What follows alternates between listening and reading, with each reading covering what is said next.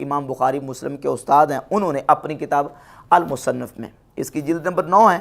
اور 16,487 سے لے کر آگے روایات، صحابہ اکرام کے فتوے اور اس کے بعد تابعین کے فتاوی جات ذکر کیے ہیں۔ سب سے پہلے 16,487 نمبر فتویٰ ذکر کیا ہے سیدنا عمران ابن حسین رضی اللہ تعالیٰ عنہ کا، کہ عمران ابن حسین رضی اللہ تعالیٰ عنہ سے پوچھا گیا کہ کوئی شخص اپنی بیوی کی ماں پر واقع ہوتا ہے، یعنی اپنی ساس کے ساتھ زنا کرتا ہے، تو آپ نے فرمایا تحرم علیہ امرأتہ، تو اس کی بیوی اس پر حرام ہو گئی۔ اب یہ فتویٰ سیدنا عمران ابن حسین رضی اللہ تعالیٰ عنہ کا مصنف عبد الرزاق میں بھی موجود ہے اور مصنف ابن ابی شیبہ میں بھی موجود ہے، اور اس فتوے کے بارے میں حافظ ابن حجر عسقلانی فتح الباری شرح صحیح بخاری کی جلد نمبر 9 صفحہ 195 پہ 51,105 نمبر حدیث کے تحت لکھتے ہیں کہ لا بأس باسنادہ،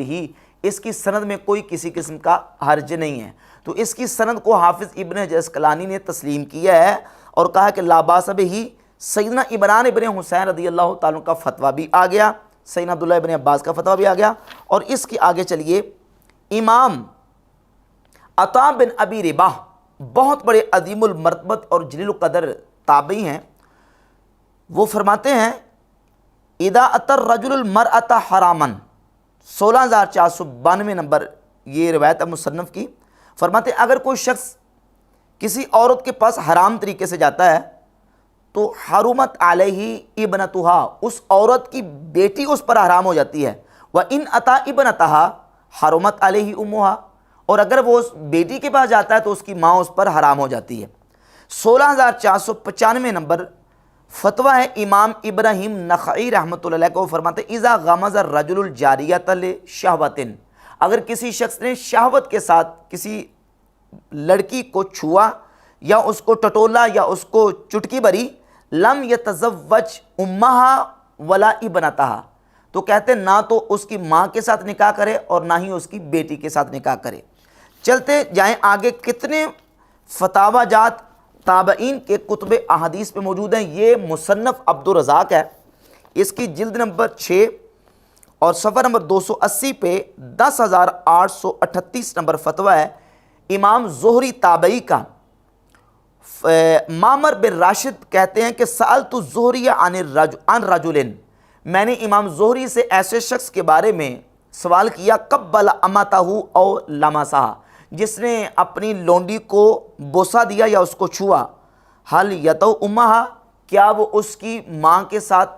صحبت کر سکتا ہے؟ تو قال لا ولا تحل لابیہ ولا ابنہ، فرماتے ہیں کہ نہ تو اس کے باپ کے لیے وہ عورت حلال ہے اور نہ ہی اس کے بیٹے کے لیے وہ عورت حلال ہے۔ یہ امام زہری کا فتویٰ ہے۔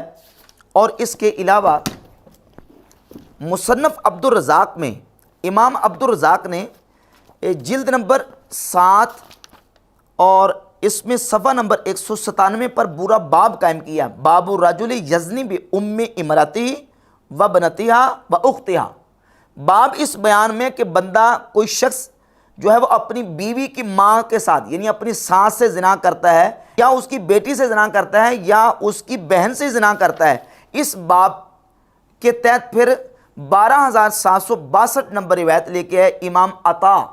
بہت بڑے جلیل القدر تابعی، وہ فرماتے ہیں ان زنا بام امرأتہ اور ابنتہا حرمتا علیہ جمیعا، اگر کسی شخص نے اپنی بیوی کی ماں کے ساتھ یا اپنی بیوی کی بیٹی کے ساتھ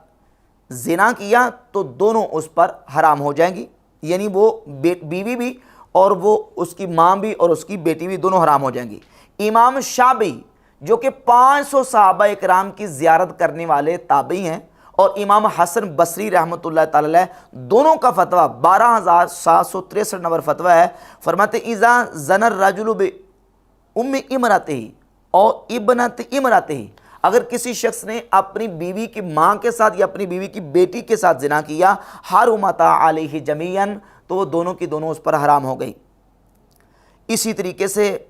امام طوس تابعی کا 12,764 نمبر فتویٰ، 12,865 نمبر امام سعید ابن مسیب بہت بڑے جلیل القدر تابعی، ابو سلمہ بن عبد الرحمن، ابو بکر بن عبد الرحمن بن حارث، اور اسی طریقے سے عروہ بن زبیر سے ان تمام محدثین اور بڑے بڑے آئمہ سے یہ مولا آل اسود کہتے ہیں کہ ایک شخص کے بارے میں پوچھا گیا یصیب المرأۃ حراما، جو کسی عورت پر حرام طریقے سے واقع ہوا، یعنی اس کے ساتھ زنا کیا، یصلح لہ ان یتزوج بابنتہا، کیا اس عورت کی بیٹی کے ساتھ یہ نکاح کر سکتا ہے؟ فقالوا لا، تو امت کے ان بڑے بڑے اماموں اور تابعین نے کہا کہ یہ اس عورت کی بیٹی کے ساتھ نکاح نہیں کر سکتا۔ ان آئمہ اور تابعین کے اور اجلہ محدثین اور فقہا کے فتاوی جات بالکل واضح ہیں کہ وہ کہتے ہیں کہ جس طرح نکاح کے ساتھ رشتے حرام ہو جاتے ہیں اور حرمت مصاہرت وہاں ثابت ہوتی ہے، اسی طریقے سے زنا کے ساتھ بھی رشتے حرام ہو جاتے ہیں اور حرمت مصاہرت وہاں ثابت ہوگی۔ جس طرح نکاح یا جماع اور دوائی جماع ان کا حکم ایک ہے، اسی طرح زنا اور دوائی زنا ان کا حکم ایک ہوگا۔ ایک روایت اور فتویٰ سنا کے میں آگے اس مسئلے کو انشاءاللہ واضح کروں گا۔ 12768 نمبر فتویٰ ہے، یحییٰ بن یعمر تابعی جو کہ سیدنا عبداللہ ابن عمر رضی اللہ تعالیٰ عنہ کے شاگرد ہیں، وہ امام شعبی جو کہ بہت بڑے جلیل القدر تابعی، 500 صحابہ کی زیارت کرنے والے تابعی ہیں، ان سے پوچھتے ہیں کہ، اور وہ کہتے ہیں کہ واللہ ما حرم حرام حلالا قط، یحییٰ بن یعمر تابعی کہتے ہیں کہ اے امام شعبی، اللہ کی قسم کسی حلال چیز کو حرام چیز حرام نہیں کر سکتی، یعنی ایک چیز حلال ہے تو کوئی حرام چیز اس حلال کو حرام نہیں کر سکتی۔